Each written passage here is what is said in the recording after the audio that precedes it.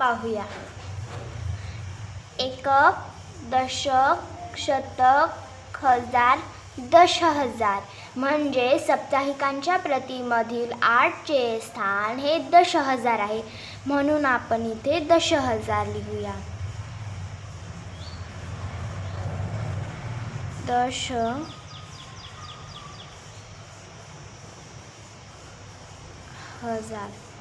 अशा प्रकारे। आता 8ची स्थानिक किंमत काय आहे? 8ची स्थानिक किंमत आहे ही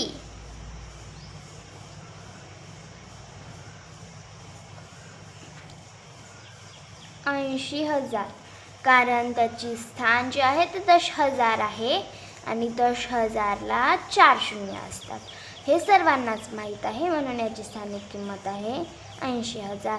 तर 8ची दर्शनी किंमत ही 8च असते, कारण की कोणत्याही संख्येची जर दर्शनी किंमत आपण पाहिली तर ती तीच संख्या असते, म्हणून 8ची दर्शनी किंमत ही 8च आहे। तर चला, आपली कृती क्रमांक 9 मधील दुसरा प्रश्न सोडवणं झालेला आहे। आता आपण कृती क्रमांक 9 मधील तिसरा प्रश्न पाहूया। चला पाहूया इथे काय म्हटले आहे ते। छापील साहित्याचे वाचन करण्याची सवय चांगली की वाईट, याबद्दल तुझे मत मांड।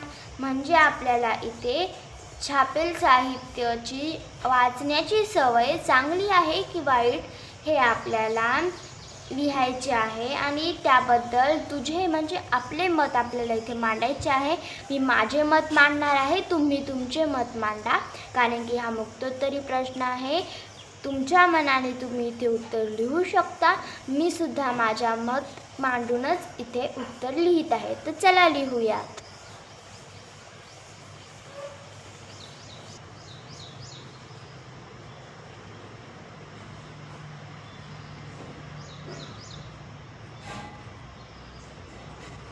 छापील साहित्य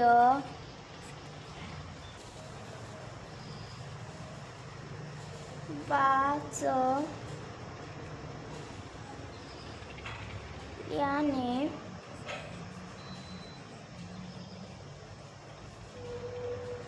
आपल्याला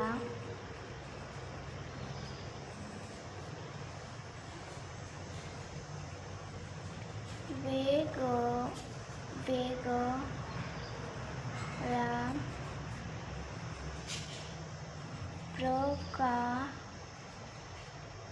प्रकारची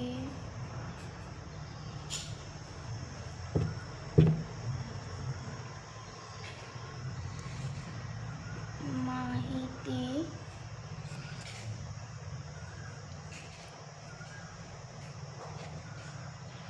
प्राप्त होते।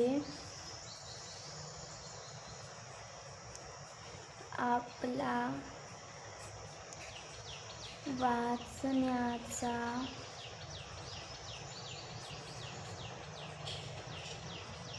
सराव होतो, म्हणून छापील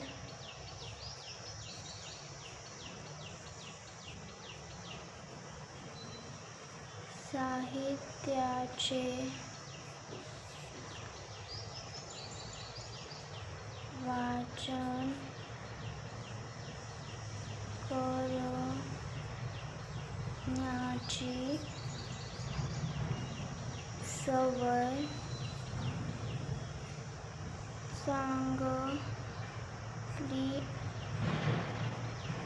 आहे। अशा प्रकारे इथे मी माझे मत मांडलेले आहे।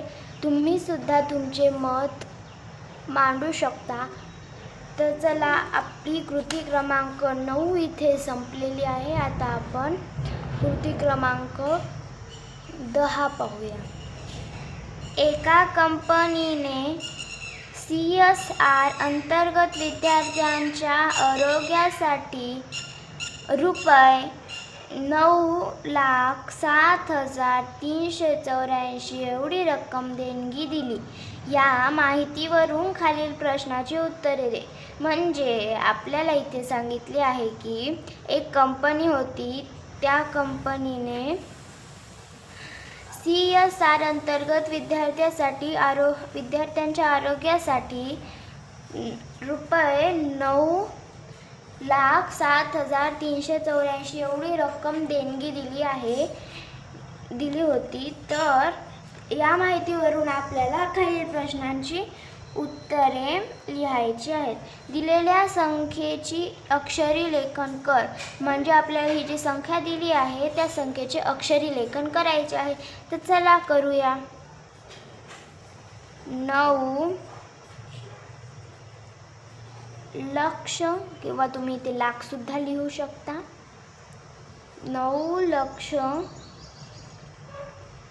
7,000,384 अशा प्रकारे आपण याचे अक्षरी लेखन केलेले आहे.